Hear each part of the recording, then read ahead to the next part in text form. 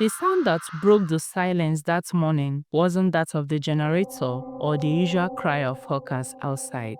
It was from inside the mansion, Chief Gaba's mansion. Someone was screaming. It was Lola, the young wife of the old chief. Her voice echoed down the marble hallway as if the house itself was mocking her. A few years back, that same Lola was the girl everyone in Surulere admired. At 23, she had her own small fashion studio, Lola's Designs. Her Instagram page was booming. Celebrities were wearing her clothes. Even brides from Abuja and Ghana were booking her months in advance. She was talented, sharp, focused, and had Michael. Michael wasn't rich, but he was everything you would call steady. Calm voice, patient hands, the kind of man who believed love could build anything, even from zero. He was also a fashion designer, though not as popular. He helped Lola cut fabrics, fix zips, deliver dresses to clients when she was too tired to go. People used to tease them, tailor and tailoress, love made from thread. They didn't care. They planned to marry once the shop expanded.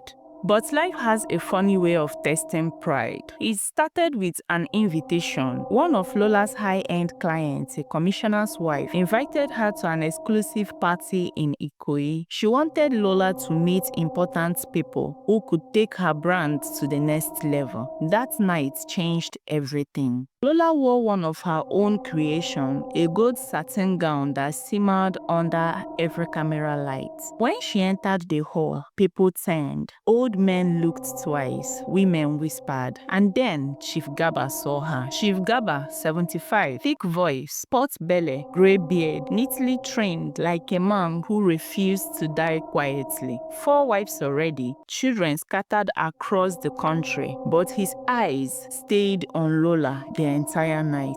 He approached her like a lion pretending to be gentle. "My dear," he said, his voice deep and slow, "your beauty is wasted on these small boys." Lola laughed awkwardly, trying to step back, but the commissioner's wife smiled proudly. "Chief, that's the designer I told you about. She made this gown." Chief nodded. "She made it, and yet she outshined it." That was the first try. By the following week, he had sent a driver to deliver a small token of appreciation inside the envelope, 1 million naira cash, and a brand new iPhone. Lola told herself she wouldn't take it. She told herself she was loyal to Michael. But temptation has a soft voice, and it speaks louder when life gets a little hard. Her studio rent was due. A client had just cancelled a big order. And Michael was still talking about saving slowly to buy sewing machines. So she kept the money just for the rent, she whispered to herself.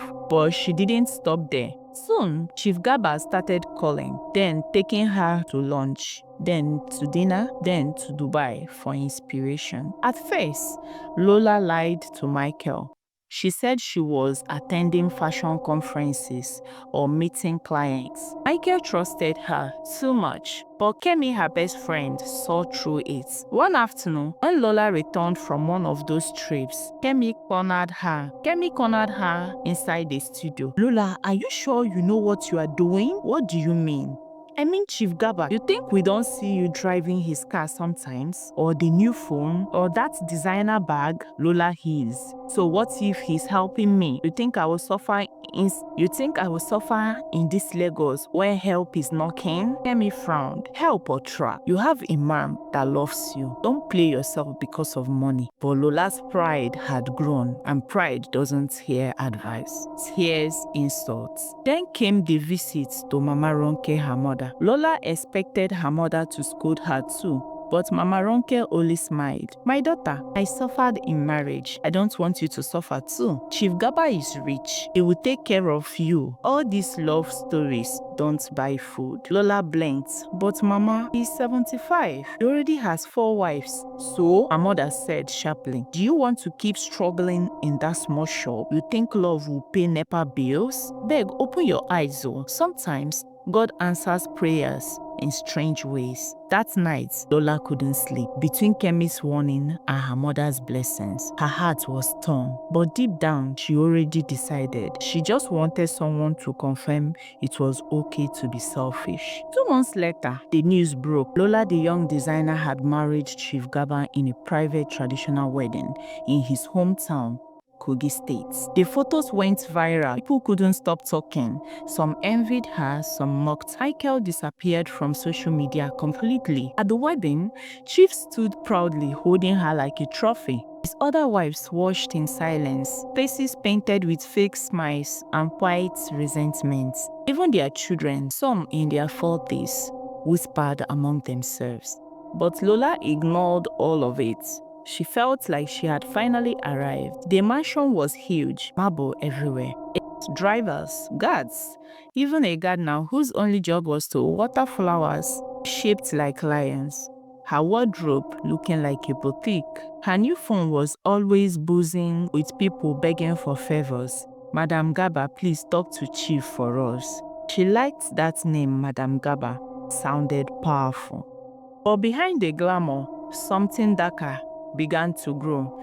The other wives didn't welcome her, especially the third wife, Auntie Bisi, a woman in her late 40s with eyes like knives.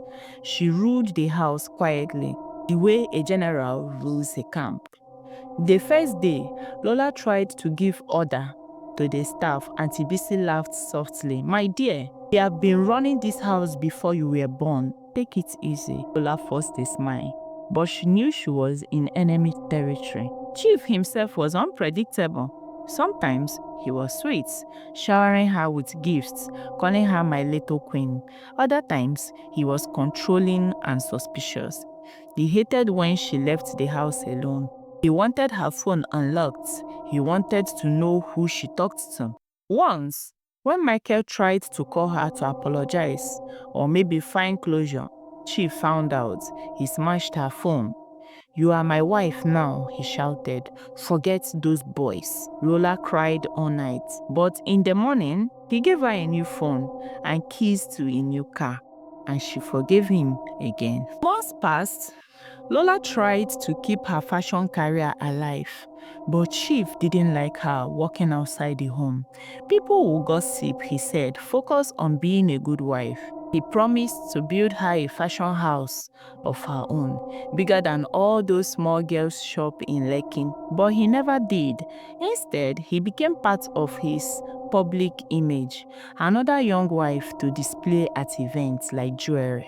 At first, she enjoyed it, the attention, the cameras, the envy in people's eyes, but over time, the envy turned to whispers. People said she was the reason Chief's last son stopped talking to him. They said she used charm to confuse the old man. They said she broke Michael's heart and sold her soul for gold. Lola tried to ignore them, but gossip spreads faster than perfume. One rainy afternoon, she was in the living room, scrolling through old pictures of her phone. Photos of her old shop, Kemi laughing, Michael holding her hand, and Auntie Bisi entered quietly. So Bisi said, sitting down opposite her, "You think you were winning, Abi?"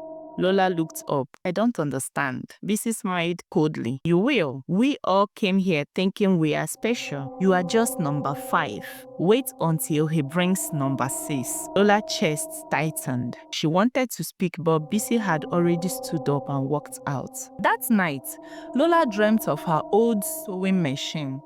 It was rusted, covered in dust, and when she tried to clean it, the thread turned into snakes. She woke up sweating.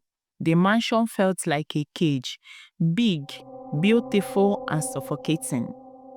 Still, she didn't leave.